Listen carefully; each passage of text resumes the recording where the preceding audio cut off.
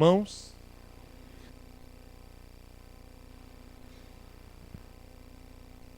oi, som. Okay. Bom dia, é uma alegria poder estar aqui convosco novamente. Já tem um bom tempo que eu não venho aqui pela escola bíblica. Nem sei dizer quanto tempo atrás estivemos aqui. Acredito que a última vez foi numa conferência da família. Aí eu vim com a congregação para nós participarmos da conferência da família, e aí nós não tivemos atividade lá no Araceli e estivemos todos juntos aqui como primeira igreja. Mas é uma alegria, é uma bênção, é uma satisfação. E para a nossa meditação nessa manhã, quero convidá-los a abrirmos as Escrituras no Evangelho de Lucas, capítulo 10.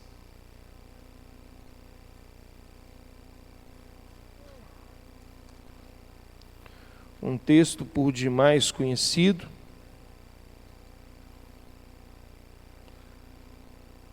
mas que queremos lembrar e aplicar algumas verdades para a nossa vida cristã. Evangelho de Lucas, capítulo 10, do versículo 25 ao versículo 37.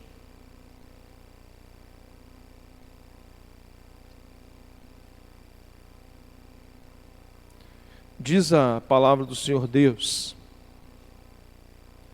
E eis que certo homem, intérprete da lei, se levantou com o intuito de pôr Jesus à prova e disse-lhe: Mestre, que farei para herdar a vida eterna?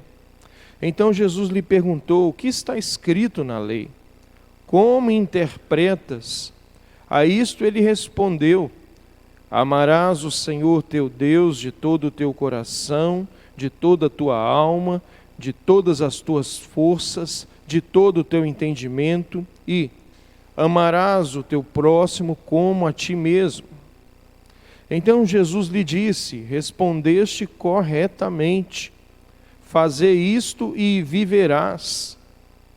Ele, porém, querendo justificar-se, perguntou a Jesus: Quem é o meu próximo?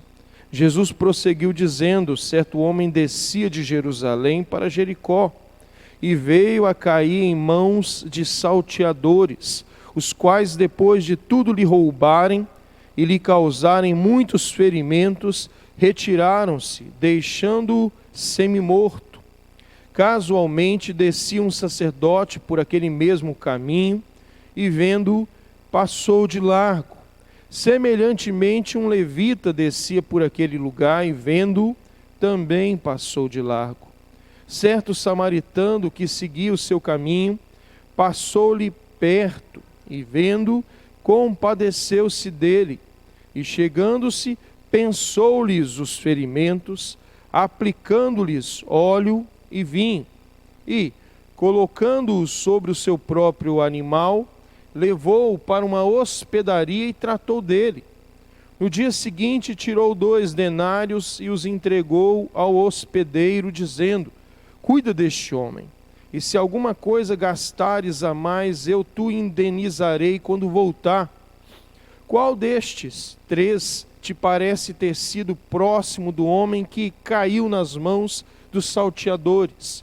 Respondeu-lhe um intérprete da lei: O que usou de misericórdia para com ele?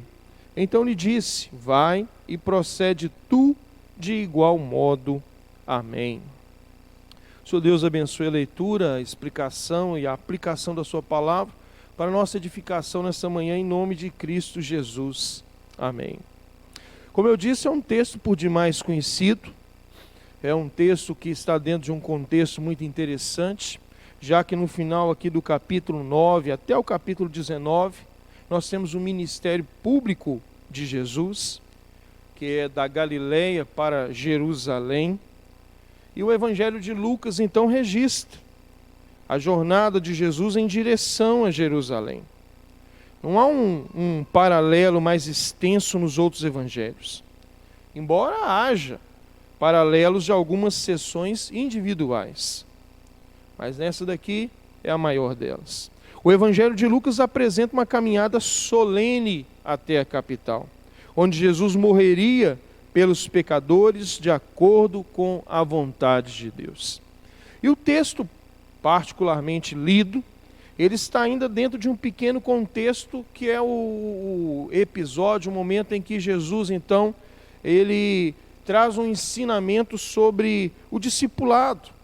Ele fala sobre o discipulado. Ainda no final do capítulo 9, entrando pelo capítulo 10, ele vai tratar sobre disso. Ou seja, à medida que Jesus caminhava para Jerusalém, fornecia instruções aos seus discípulos que seriam de grande importância posteriormente, quando eles teriam de dar prosseguimento à liderança cristã sem a presença física de Jesus. Propriamente dito, ou propriamente falando sobre o capítulo 10, então nós temos aqui a narrativa da chamada Missão dos 70, né, que aborda aí o versículo 1 ao versículo 12, que é quando de 2 em 2 os discípulos saem pelas cidades para proclamar o reino, para falar do Evangelho, pregar o Evangelho, e o Senhor Jesus dá algumas instruções, e essa caminhada, essa evangelização, ela depois é revisada, é avaliada por Cristo juntamente com os discípulos. Então é um momento assim, público do Senhor Jesus Cristo no seu ministério com os discípulos, entretanto de grande ensinamento para eles. Dentro desse contexto, né, vai ter uma palavra profética de Cristo, falando de Corazim, de Betsaida, vai falar um pouquinho ainda sobre, nessa avaliação dos discípulos, a necessidade deles entenderem que a alegria da evangelização, a alegria da proclamação, não está tanto nos resultados quanto na glória de Cristo. Não está tanto nos resultados quanto no sentido de sabermos que o nosso nome está escrito no livro da vida. Ele também trata disso na sua análise posterior aí do versículo 17 ao versículo 20. E aí ele traz então uma palavra, e essa eu gostaria de ler também, que vai do versículo 21 até o versículo 24, que antecede a nossa palavra nessa manhã. Essa mesma palavra também ela está foi narrada também por Mateus, o evangelista Mateus, e diz o seguinte: naquela hora exultou Jesus no Espírito Santo. Que hora? A hora que os discípulos voltam, a hora que os discípulos retornam, é feita aquela pequena revisão e que ele mostra, ele ensina para os discípulos o que é mais importante de fato. Qual de fato deve ser o nosso sentido na evangelização, na proclamação do reino.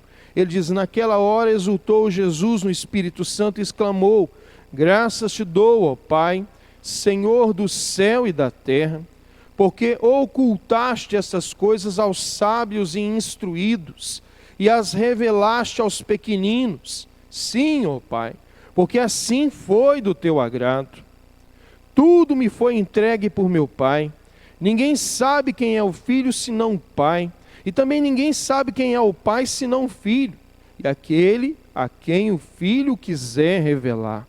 E voltando-se para os seus discípulos, disse-lhes particularmente: bem-aventurados os olhos que veem as coisas que vós vedes, pois eu vos afirmo que muitos profetas e reis quiseram ver o que vedes e não viram, e ouvir o que ouvis e não o ouviram. Essa é a palavra, queridos, que vem antes da parábola chamada de bom samaritano, que é o que nós vamos tratar.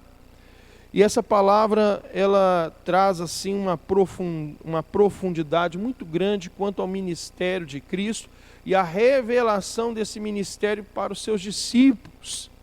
Consequentemente, a revelação desse ministério para a igreja. Consequentemente, a revelação desse ministério para nós, particularmente, pessoalmente, individualmente. Bom, nesse contexto, o Senhor Jesus Cristo, então, vai narrar essa parábola. Entretanto, essa parábola ela não é difícil de ser entendida, não é difícil de ser compreendida por duas coisas. Primeiro, é que as parábolas do Senhor Jesus Cristo, eram de fato histórias simples, histórias comuns dos seus dias que ele esteve aqui na terra. Também para os discípulos, eles também compreendiam sem nenhuma dificuldade, eram histórias do cotidiano deles. E uma outra situação, queridos, uma outra coisa que nós olhamos aqui, que o texto traz para nós o porquê Jesus contou essa parábola. Sim, algumas parábolas, às vezes, os comentaristas e os intérpretes, eles coçam a cabeça tentando entender ali o contexto para não falar nenhuma heresia, para não falar nada que não está no texto. Nessa aqui, ao contrário, ela é muito direta, ela é muito objetiva, ela é muito simples. Versículo 25 e 26 traz para nós aí a razão, o porquê dessa parábola. Diz aí: eis que certo homem, intérprete da lei. Esse certo homem, não dito nome aqui, era como tantos outros anônimos que sempre cercavam o Senhor Jesus Cristo com o intuito de colocá-lo à prova, com o intuito de prensá-lo contra a parede, com o intuito de poder ver se aquilo que o Senhor Jesus Cristo estava falando era verdade ou não. Bom, eu coloco esse intuito entre aspas, por causa do que vem a seguir. Eis que certo homem, intérprete da lei, ou seja, ele conhecia muito bem as escrituras do Antigo Testamento, se levantou com o intuito de pôr a Jesus à prova e disse-lhe: Mestre, que farei para herdar a vida eterna? Podemos dizer então o seguinte, que se era o intuito daquele ímpio, o Senhor Jesus Cristo aproveitou-se desse intuito para trazer mais um ensinamento aos seus discípulos. Aproveitou-se de uma situação negativa para exclamar verdades maravilhosas e grandiosas, tanto para Israel como para toda a sua igreja no Novo Testamento. O que farei para herdar a vida eterna? O Senhor Jesus Cristo poderia dizer, simplesmente: crê em mim e terás a vida eterna. Teria sido uma palavra que ele já tinha dado a outras pessoas, como por exemplo Nicodemos, lá no capítulo 3 de João, no versículo 15, antes do 16, que é o mais conhecido para nós, o Senhor Jesus disse, lembrando da história lá de Moisés, quando levantou a serpente, ele então disse para Nicodemos: quem crê em mim tem a vida eterna. Não, mas o Senhor Jesus Cristo não disse isso. O Senhor Jesus Cristo respondeu com duas perguntas. A primeira: o que está escrito na lei? Ou o que está escrito na lei? Como é que você interpreta? E aí então ele respondeu a lei corretamente, os dois âmagos de todo o Antigo Testamento, de toda a aliança, de toda a lei do Senhor. Nós vamos falar um pouquinho mais disso depois. E no versículo 28 ele traz a palavra de Jesus respondendo: olha, faze isto, obedeça isso e você viverá. Existe até uma certa discussão se essa palavra de Cristo estaria dizendo para aquele homem: olha, se você obedecer isso corretamente, você vai ter a vida eterna. Será que é isso que o Senhor Jesus Cristo estaria dizendo? Ou será que o Senhor Jesus Cristo estaria dizendo para aquele homem: olha, obedeça isso será um grande caminho para você reconhecer o quanto você precisa do perdão de Deus? Então é nesse sentido, é nesse âmago que o Senhor Jesus Cristo fala àquele intérprete da lei. Mas como eu disse anteriormente, na verdade o Senhor Jesus Cristo aproveita dessa situação para trazer um grande ensinamento para nós, um grande ensinamento para os seus discípulos aqui dentro do contexto, um grande ensinamento para a igreja dele. Ok, voltando um pouquinho então nos versículos 27, que diz sobre o amor: amarás o Senhor teu Deus de todo o teu coração, de toda a tua alma, de todas as tuas forças e de todo o teu entendimento, e amarás o teu próximo como a ti mesmo. É o resumo. Lá em Mateus mesmo, o Senhor Jesus Cristo vai acrescentar uma partícula a esse discurso, dizendo que aqui se resume a lei e os profetas. Está Tudo o que nós precisamos saber está aqui nessas duas verdades destacadas por Cristo.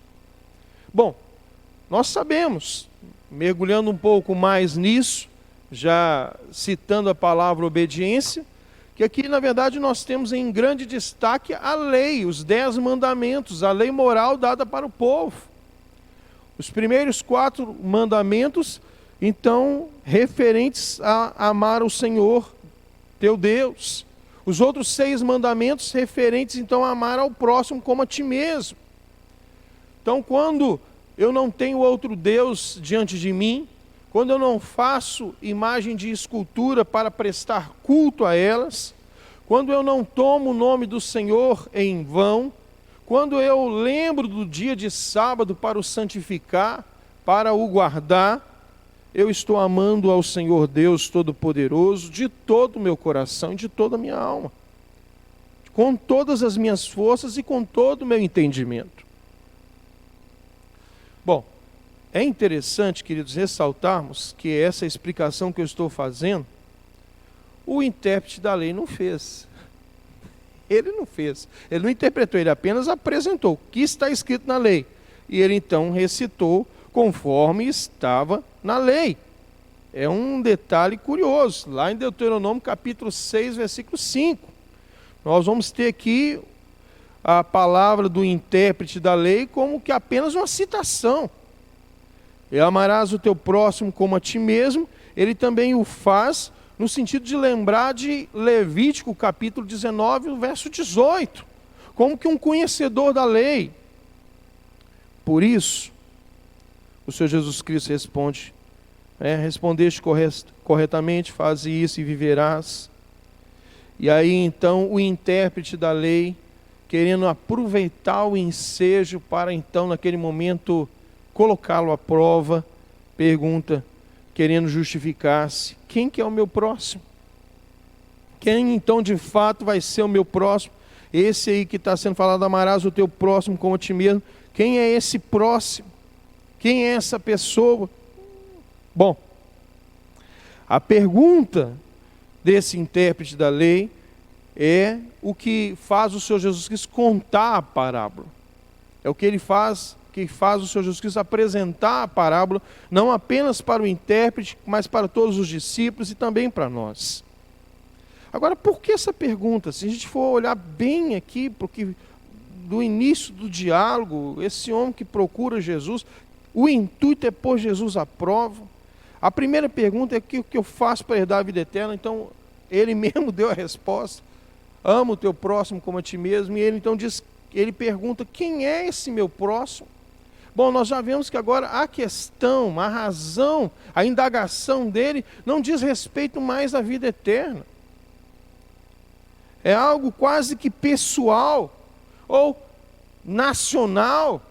Ele como um bom judeu, ele como que da nação de Israel, quem seria esse próximo? Quem seria esse próximo? Bom, provavelmente o que ele esperava que o Senhor Jesus Cristo respondesse, ou o que ele queria que Jesus falasse, e é aí que ele colocaria Jesus então contra a parede, seria, seus irmãos judeus. Esse é o seu próximo. Aqueles que convivem com você. Aqueles que fazem parte da nação de Israel, esse é o seu próximo. Não. Jesus apresenta a parábola que neste momento nós vamos analisar. Versículo 30. Jesus prosseguiu dizendo, certo homem descia de Jerusalém para Jericó e chegou a cair em mão de salteadores, os quais depois de tudo lhe roubarem e lhe causarem muitos ferimentos, retiraram-se, deixando-o semi-morto. Então, como nós já falamos, quando Jesus ensinando por parábolas, um fato, infelizmente, entre aspas, corriqueiro. Era algo que era possível de acontecer mesmo.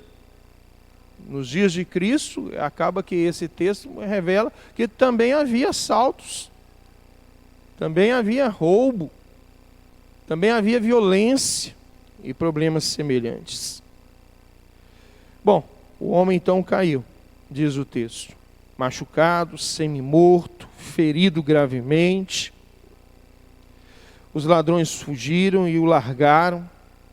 E o verso 31 diz que casualmente descia um sacerdote por aquele mesmo caminho e vendo, passou de largo. Bom, a palavra sacerdote, dita por Cristo, foi proposital. Isso não resta dúvida. Então vamos separá-la, daqui a pouquinho a gente volta nela. Ele cita que um sacerdote, vendo, atravessou a rua. Ficou bem longe, passou distante. 32. Semelhantemente, um levita descia por aquele lugar e vendo, também passou de largo. Também propositalmente, Jesus cita o Levi, ou o levita, propositalmente. Ele fala que ele também atravessou a rua, passou distante, não deu interesse, passou de largo. Sacerdote e levita. Continuando o texto. Certo samaritano que seguia o seu caminho, passou-lhe perto. Antes de continuar aqui para a gente falar do samaritano, então vamos pegar as 3 imagens, porque lá no final da parábola é exatamente o que Jesus pergunta. No versículo 36. Qual destes 3 te parece ter sido próximo do homem que caiu nas mãos dos salteadores? Os 3 são óbvios. O sacerdote, o levita e o samaritano. Não é? Bom, alguns comentaristas, ou a maioria dos comentaristas, vão dizer então que na verdade essa parábola, ela é uma parábola de crítica ao sistema religioso. A plateia esperava que Jesus, após ter mencionado um sacerdote e um levita, fosse mencionar um leigo israelita. Então o Senhor Jesus estaria fazendo uma crítica diretamente àquele homem, ou uma crítica diretamente a um sistema religioso vigente na sua época. Mas é importante que a gente destaque aqui sobre os 2 nomes apresentados, sacerdote e o levita. Eram, dentro do povo de Israel, quem tinha grande autoridade, ou a autoridade e quem tinha grande serviço, mão de obra para fazer. Pensando no papel do sacerdote, desde então Moisés, quando Deus fala a Arão, fala a Moisés, a descendência de Arão então será consagrada. Essa descendência será como uma representação do povo diante de mim. Essa descendência então dirigirá o povo ao culto solene para mim. Então lá no Antigo Testamento o papel do sacerdote ganha esse âmbito tão forte, tão precioso.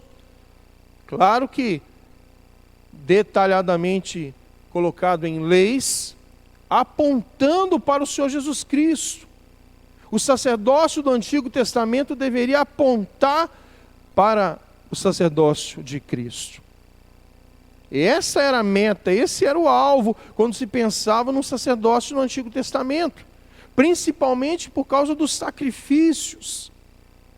Principalmente porque de fato o sacerdote, ele levava a comunidade então ao pedido de perdão diante de Deus por meio de sacrifícios. Sacrifícios de animais, cujo sangue derramado substituía o do povo, e assim pedindo perdão a Deus pelos pecados. Esse sistema sacrificial estabelecido pelo próprio Deus tinha como meta, tinha como alvo preparar o povo para a vinda do Cordeiro de Deus que tira o pecado do mundo, para a vinda do Messias. Sabemos, entretanto, pela boca dos profetas no Antigo Testamento, que esse papel ele foi castigado pela carnalidade dos israelitas. Essa função do sacerdote, ela acabou passando longe do que aquilo que ela deveria ser. Por exemplo, nas denúncias de Isaías, do que me vale esse monte de sacrifícios? Na denúncia de Malaquias, os sacerdotes estão alimentando a si mesmos. Então nós temos uma crise nesse papel tão importante, um papel com intenção tão maravilhosa, a que era de apontar para o Senhor Jesus Cristo. E o que falar sobre o levita? Levita pertencia à tribo de Levi, dentre as 12 tribos de Israel, foi a tribo separada, também pelo Senhor, por ordem do Senhor, foi a tribo separada para trabalhar para o Senhor integralmente. Pronto. Os levitas então exerciam um papel de cuidar das coisas do Senhor, dentre elas o templo, ou antes mesmo do templo, pensando no tabernáculo, montar, desmontar, limpar, guardar e aquela coisa toda, cuidar dos móveis que haviam dentro do templo. Os levitas então tinham um serviço assim preciosíssimo, e eles acabaram que não tinham nenhuma terra própria, propriamente dito, na divisão de Josué. Entretanto, teve cidades, teve lugares então que ficaram como que específicos para eles. Os levitas então trabalhavam na disposição do Senhor. Quando o templo é construído, aí é que o trabalho aumenta mesmo. Jerusalém então se torna o lugar onde a presença simbólica de Deus no meio de Israel precisava de muito serviço, de muitos trabalhadores.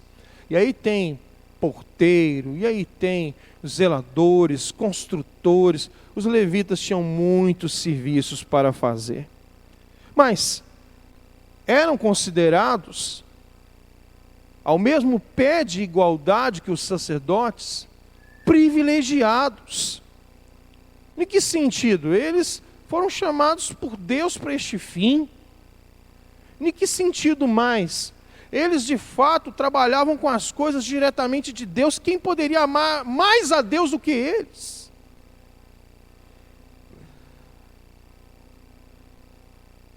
Eles passam de largo, nos diz a parábola. Bom, agora vamos pensar um pouco nesse samaritano. Versículo 33, certo samaritano que seguiu o seu caminho, passou-lhe perto e vendo, compadeceu-se dele. A palavra compadeceu-se aqui, o verbo passou-lhe perto, já são importantes para a gente imaginar que ele, no caso, não fez o que fizeram de quem se esperava. E chegando-se, pensou-lhes os ferimentos, aplicando-lhes óleo e vinho. Cuidou do doente, colocando sobre o seu próprio animal, que demonstra uma grande abnegação, levou-o para uma hospedaria e tratou dele. Houveram gastos, custos, mas ele, com desprendimento, cuidou dele.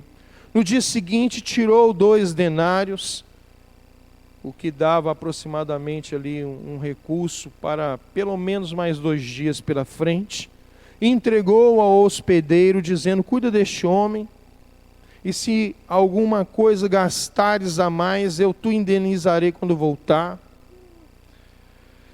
Ou seja, esse samaritano fez o que o sacerdote ou o que o levita deveria ter feito. O resumo é esse. Ele fez o que, no mínimo, o levita deveria ter feito, que era prestar solidariedade pelo dever do seu serviço. O sacerdote prestar, então, de fato, solidariedade com um exemplo para os outros. Porque imagina que bonito, o sacerdote pegando aquele homem, cuidando dos ferimentos dele, colocando o homem então sobre o seu próprio animal, levando lá para um lugar onde pudesse então continuar esse cuidado. Todo mundo que visse isso ia dizer: puxa vida, esse era o sacerdote que eu queria ter. Esse é um grande sacerdote, poxa, que maravilha. Mas o levita não fica por fora não, como alguém que presta serviço, como alguém que trabalha, como alguém que serve, também serviria de exemplo. Mas principalmente o exemplo da solidariedade, diga-se de passagem. Bom, aí vem as aplicações de Cristo, nós também já conhecemos tão bem. Qual destes 3 te parece ter sido próximo do homem que caiu nas mãos dos salteadores? Lembremos que a pergunta é para um intérprete da lei. Ninguém aqui de nós poderia ter compreendido aquela história melhor do que aquele homem. Ninguém. Nenhum de nós. Nenhum de nós poderíamos ter entendido tão bem essa história quanto o intérprete da lei. Qual destes três parece ter sido o próximo do homem que caiu nas mãos dos salteadores? O intérprete respondeu o que usou de misericórdia para com ele. Antes da palavra final de Cristo, é interessante pensarmos nessa resposta do intérprete da lei. A Bíblia não diz que ele ficou zangado. A Bíblia nem diz que ele franziu a testa. Aliás, a Bíblia não fala muito sobre os sentimentos que ele teve naquela hora. Eu imagino que ele deve ter ficado muito decepcionado com Jesus.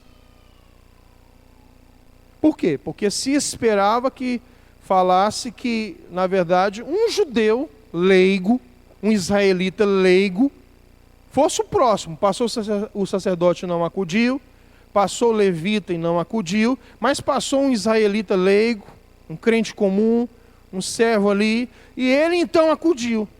Era o que se esperava. Agora, falar de um samaritano, aí extrapolou. Falar de um estrangeiro, falar de um bastardo, falar de um contaminado, aí é demais. Tanto é que o intérprete da lei nem usa o nome samaritano. Ele fala o que usou de misericórdia para com ele. Pessoal, que tristeza. E Jesus disse, então, vai e procede tu de igual modo. Jesus ensinou para aquele homem quem era o próximo dele. O próximo dele poderia ser, de fato, algum israelita, mas também um estrangeiro, um inimigo, um contaminado. Poderia ser qualquer um, poderia ser o próximo do intérprete da lei.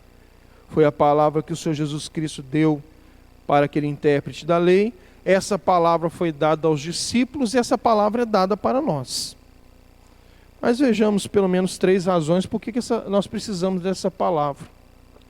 Primeiro, queridos, para que tenhamos compreensão do amor de Deus. É uma primeira razão. Qual é a compreensão que nós temos do amor de Deus? Às vezes a nossa compreensão do amor de Deus é tal qual do intérprete da lei. Eu sei falar direitinho os 2 maiores mandamentos. Estão na ponta da minha língua. Eu falo sem nenhum problema, sem nenhum medo de errar. Mas às vezes essa compreensão, ela está limitada. É uma compreensão atrofiada. Essa foi a crítica que Jesus fez daquele intérprete da lei. Às vezes a nossa compreensão do amor de Deus, queridos irmãos, também está igual a do intérprete da lei. Está limitada a questões religiosas. Está limitada a um procedimento básico da fé cristã. Bom, quanto a isso, não haveria nenhum problema. O problema está que nós temos condições de amar, mas pouco demonstramos desse amor. É o que Jesus, então, estimula nos seus discípulos.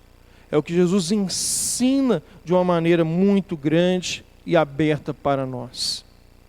A compreensão do amor de Deus, queridos, ela vai além do que nós tecnicamente aprendemos a fazer, do que nós estamos acostumados a fazer. O nosso amor deve ir além das 4 paredes. O nosso amor deve alcançar aqueles que, entre parênteses, são considerados inesperados, não merecedores. Bom, Cristo ensina isso, ensinou isso de um modo particular lá no Sermão da Montanha, né? Quando ele diz que quando a gente ama a nossa família, ou a gente ama o nosso irmão, ou a gente ama alguém da nossa própria nação, o que nós estamos fazendo demais? Porque os gentios também fazem isso. E ali o Senhor Jesus Cristo nos ensina que nós devemos amar o nosso inimigo. Bom, aqui no caso deste, o samaritano para o intérprete da lei era alguém que era considerado como que um inimigo, como alguém imundo, como um bastardo culturalmente falando. Os samaritanos tinham essa adversidade com os judeus desde a separação do reino lá atrás. Davi falece, Salomão assume, Salomão falece, Roboão assume e o reino foi dividido. O reino chamado do sul e o reino do norte. O reino do sul ficou então sob a tutela de Roboão, continuou ali a dinastia de Davi. Entretanto, o reino chamado de norte, ou Israel, cuja capital era Samaria, daí o nome, então ficou como o reino sob a dinastia de Jeroboão, mas que não era israelita. Ok, aquele povo então, o povo do norte, ficou com aquele estigma de serem judeus, mas serem judeus bastardos, judeus contaminados, e principalmente depois que foram andando para longe do Senhor, para longe da palavra do Senhor, aí que a coisa foi piorando. Quando o Senhor Jesus Cristo vem, agora não tem mais reinado, é claro, agora é apenas uma região, Samaria é apenas uma região, e que Jesus passou por lá algumas vezes. Entretanto, os judeus, eles tinham que, se passar por lá, era preferível não ir onde é que tinha que ir. Ou seja, eles davam a volta. Eles iam para outro caminho, que ainda que fosse mais longo, mas para não passar por Samaria, pela região de Samaria. Nós temos um pouquinho desse contexto lá na conversa de Jesus com a mulher samaritana no poço de Jacó, lá na cidade de Sicá, no capítulo 4 de João. E aí o texto vai dizer, porque os judeus não se dão com os samaritanos. É a mulher falando com Jesus, porque que ele estava falando com ela, sendo ele judeu e ela samaritana. Aqui então, quando Jesus usa esse samaritano, queridos, é o inesperado. É a última coisa que deveria acontecer. É o que não deveria ser feito, ter sido feito. Daí, Jesus revelar para nós que a nossa compreensão de amor deve ser maior do que a que nós imaginamos. Amar a Deus sobre todas as coisas, de fato, é não ter outros deuses diante de mim. De fato, é não fazer imagem de escultura. Não tomar o nome do Senhor, do meu Deus em vão. Separar o dia para o culto solene a Ele. De fato é amar ao Senhor Deus sobre todas as coisas, e isso é personificado na vida de Cristo completamente.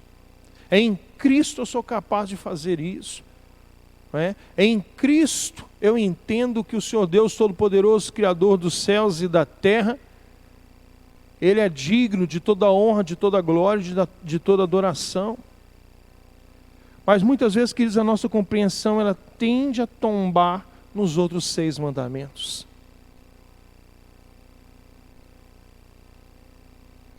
O sacerdote e o levita passa quando o mandamento diz não matarás. E o mandamento que diz não matarás significa também trabalhar pela vida, lutar pela vida. Eles quebraram o mandamento. O mandamento que diz não adulterarás. Bom, esse a gente não tem problema aqui, pastor. Ele não tem evidência nenhuma dele aqui, não é? De fato, é verdade. Mas nós temos, infelizmente, denúncias gravíssimas destes mesmos servos no passado, na história da igreja, no Antigo Testamento. Quando fala não furtarás, nós também vemos aqui uma certa evidência, porque o acontecido, o ocorrido, foi exatamente o resultado da quebra desse mandamento, e eles também poderiam ter ali trabalhado, servido, demonstrado um amor. Ainda poderíamos falar sobre a questão então do mandamento que nos diz de não dizer falso testemunho contra o nosso próximo. Bom, e acabou que de fato, eles também não mentiram, pastor, eles só omitiram, mas não mentiram. E ainda não cobiçarás, de fato eles não estão cobiçando nada, pelo contrário, não tinha nada que cobiçar mesmo. Bom, e o 5º mandamento que eu não citei, que é a questão de honrar o pai e a mãe, né, de estar sob autoridade, entender a questão da autoridade sobre a nossa vida. Então aqui as duas autoridades, eles são autoridades, então qual que é o problema? Também não tem problema nenhum, porque o outro não era autoridade. Mas veja, como é que a nossa compreensão acerca do amor às vezes fica tão restrito e tão limitado. Como que de fato nós precisamos desprender mais. Como que de fato nós precisamos compadecer mais. Não, a lição não foi apenas para o intérprete da lei. A lição foi para os discípulos, é para a igreja. Mas há ainda uma outra razão por essa história estar aqui, queridos, é para mostrar para nós que esse amor, ele implica em adoração a Deus. O serviço que nós prestamos a Deus é amor. Quando nós olhamos, queridos, para o que aconteceu aqui, e pensamos no papel, exatamente no papel do sacerdote, no papel do levita, nós percebemos que eles deixaram de prestar adoração a Deus. Não estou reduzindo o texto, querendo dizer que quando a gente deixa de fazer o bem a quem quer que seja, nós estamos deixando de adorar a Deus diretamente. Mas é consequência. Porque de fato é o papel da igreja, de fato é a missão de todo crente. E estes o deixaram de fazer, não cumpriram. Bom, e pensando principalmente aqui na questão de herdar a vida eterna, o Senhor Jesus Cristo coloca para aquele intérprete da lei, a grande questão da existência, a grande questão da igreja, pensando exatamente quando tudo isso passar e a eternidade continuar, nós estaremos com Deus para sempre. O que eu posso fazer para isso? E aí Jesus fala quais que são aí o que está escrito na lei, como é que você interpreta, e ele fala exatamente do amor a Deus sobre todas as coisas e do amor ao próximo como a nós mesmos. Daí a gente percebe a ligação, percebe o paralelo do que a lei na verdade nos ensina o que nós devemos fazer para o nosso Deus. E isso é adoração. Não para sermos salvos, mas porque fomos salvos. Uma última razão, queridos, que nós olhamos, aprendemos com essa passagem, com esse texto, é que o samaritano nos ensina que o nosso amor, ele deve estar envolvido com missão. Nós temos uma missão para com este mundo. A igreja tem um testemunho para dar para as pessoas. Um evangelho a ser pregado, mas não apenas pregado, como também vivido, realizado. O samaritano dá a aula que nós deveríamos dar. O samaritano faz o que nós deveríamos fazer. Ele é exatamente a missão cumprida. Ele é exatamente o modelo de amor pelo próximo. É interessante quando nós pensamos em missão, às vezes nós também reduzimos isso a entender que missão só significa a pregação do Evangelho. Não estou falando sobre missão integral aqui não, mas estou falando que na verdade os atos de misericórdia de nossa parte, eles são um desdobramento da pregação do Evangelho. O que nós fazemos e como fazemos, isso demonstra o Evangelho que cremos e pregamos. E que o samaritano deu uma belíssima aula, e que Jesus disse, vai, procede tu de igual modo. Mostra qual é a nossa missão, queridos irmãos. Nessa manhã, onde nós então procederemos daqui a pouco à ordenação de presbíteros e diáconos, eu quero trazer uma aplicação particular para os nossos queridos irmãos, lembrando que a liderança da igreja, ela não tem uma obrigação, mas ela tem um privilégio em fazer isso em primeiro lugar. Já pensou se essa parábola fosse contada hoje, irmãos, dizendo que um presbítero passou de largo?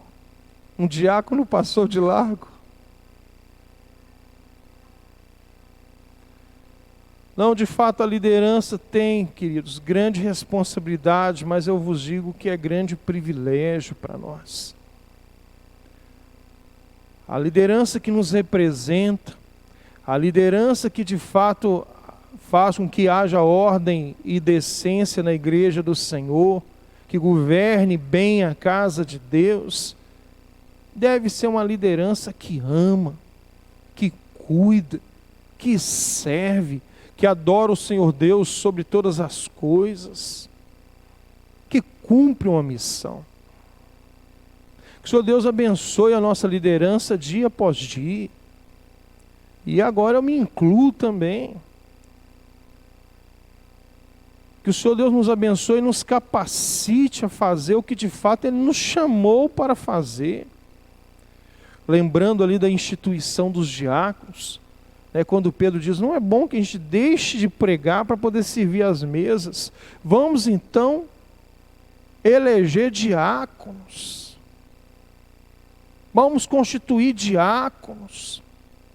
E a gente percebe, queridos, que isso não era por causa de uma estrutura religiosa, isso era por causa do amor. Está na palavra de Pedro, para que as pessoas que estão sendo desprezadas não sejam desprezadas quando é distribuído. Que o Senhor Deus nos ajude como liderança, queridos, a viver esse amor. Um amor que é dirigido a Deus sobre todas as coisas, mas um amor também que é dirigido ao nosso próximo, a quem devemos amar como a nós mesmos. E como igreja, a gente aprenda a respeitar essa liderança, a amar essa liderança, tendo-os como exemplo para a nossa vida. Procurando de fato imitá-los, porque eles vão amar a Deus sobre todas as coisas e vão amar o nosso próximo como a nós mesmos. E que o Senhor Deus nos abençoe. Complete essa palavra no nosso coração, em nome de Cristo Jesus, a quem deve toda honra e toda glória. É o nosso maior e melhor exemplo de amor. É mestre não pela boca do intérprete da lei, mas é mestre porque nos transmite a instrução que a nossa vida precisa. A Ele toda honra e toda glória, hoje e para sempre. Amém. Vamos ficar em pé, vamos orar ao Senhor.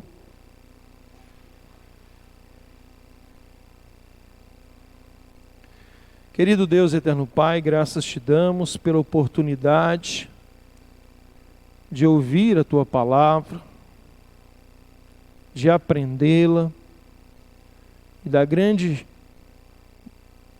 do grande privilégio que o Senhor nos concede de poder aplicá-la, vivê-la. Bendito seja o Senhor. E que em Cristo Jesus, meu Deus, em obediência à Sua palavra, sejamos praticantes desse verdadeiro amor. Entendendo que o próprio Senhor Jesus Cristo é a própria personificação desse amor. Nos capacite, Senhor, lembrando-nos nós que esse amor foi derramado no nosso coração pelo Espírito Santo que nos foi outorgado. E como fruto do Espírito Santo, possamos vivenciá-lo em adoração ao Senhor, em cumprimento à missão que o Senhor nos encarregou. Oramos em Cristo Jesus, que vive e reina para sempre. Amém. Podem sentar, queridos.